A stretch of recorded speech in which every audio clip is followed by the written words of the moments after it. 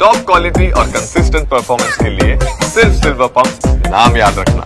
ನಿನ್ನೆ ನೀಡಿದಂತ ಹೈಕೋರ್ಟ್ ತೀರ್ಪು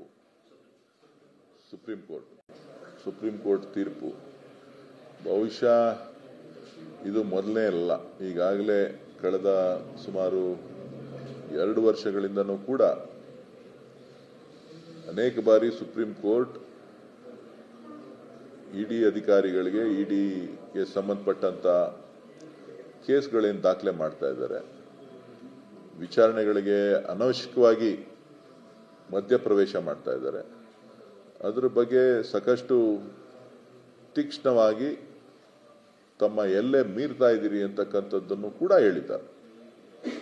ಆದರೆ ಇವತ್ತು ಎಲ್ಲವನ್ನು ಬಿಟ್ಟು ರಾಜಕೀಯ ಕೈಗೊಂಬೆಯಾಗಿ ಕೆಲಸ ಮಾಡ್ತಾ ಇರ್ತಕ್ಕಂಥದ್ದನ್ನು ನಾವು ನೋಡ್ತಾ ಇದ್ದೇವೆ. ಸೊ ಬಹುಶಃ ಕಳೆದ ವಾರ ಮದ್ರಾಸ್ ಹೈಕೋರ್ಟಲ್ಲೂ ಕೂಡ ಒಂದು ಕೇಸು ಬಹಳ ತೀಕ್ಷ್ಣವಾಗಿ ಉತ್ತರವನ್ನ ಇಡಿ ಅಧಿಕಾರಿಗಳಿಗೆ ಕೊಟ್ಟಿದೆ.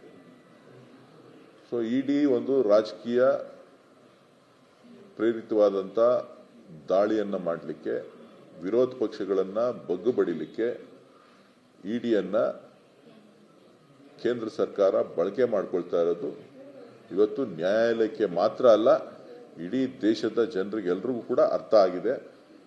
ಬಹುಶಃ ಮುಂದಿನ ದಿನಗಳಲ್ಲಾದರೂ ಕೇಂದ್ರ ಸರ್ಕಾರ ಈ ಒಂದು ದ್ವೇಷದ ರಾಜಕಾರಣವನ್ನು ಬಿಟ್ಟು ಅಭಿವೃದ್ಧಿ ರಾಜಕಾರಣದ ಬಗ್ಗೆ, ಅಭಿವೃದ್ಧಿಯ ಬಗ್ಗೆ, ದೇಶದ ಆಗುಹೋಗುಗಳ ಬಗ್ಗೆ, ದೇಶದ ಜನರ ಸಮಸ್ಯೆಗಳ ಬಗ್ಗೆ, ದೇಶದ ಯುವಕರ ಭವಿಷ್ಯದ ಬಗ್ಗೆ ಚಿಂತನೆಯನ್ನ ಮಾಡಲಿ ಅಂತ ಹೇಳಿ ನಾನು ಒತ್ತಾಯವನ್ನ ಮಾಡ್ತೇನೆ.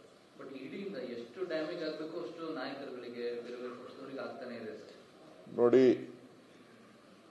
ರಾಜಕೀಯ ಪಕ್ಷಗಳು ರಾಜಕಾರಣದಲ್ಲಿ ಎಲ್ಲವನ್ನೂ ಕೂಡ ಸಹಿಸಲಿಕ್ಕೆ ಸಿದ್ಧರಾಗಿರ್ತಾರೆ. ಆದರೆ ಕೆಲವರು ಇದನ್ನ ಗಾಳವಾಗಿಟ್ಕೊಂಡು ಅವರನ್ನ ಸದೆ ಬಡಿತಕ್ಕಂಥ ಕೆಲಸಗಳು ಕೂಡ ಬೇರೆ ಬೇರೆ ರಾಜ್ಯಗಳಲ್ಲಿ, ಬೇರೆ ಬೇರೆ ಪ್ರಕರಣಗಳಲ್ಲಿ ನಾವು ನೋಡಿದ್ದೇವೆ. ಇವತ್ತು ಈ ರೀತಿ ಆಗಬಾರ್ದು ಅಂತಕ್ಕಂಥದ್ದು ಎಲ್ಲೋ ಒಂದು ಕಡೆ ಸುಪ್ರೀಂ ಕೋರ್ಟ್ನ ತೀರ್ಪು,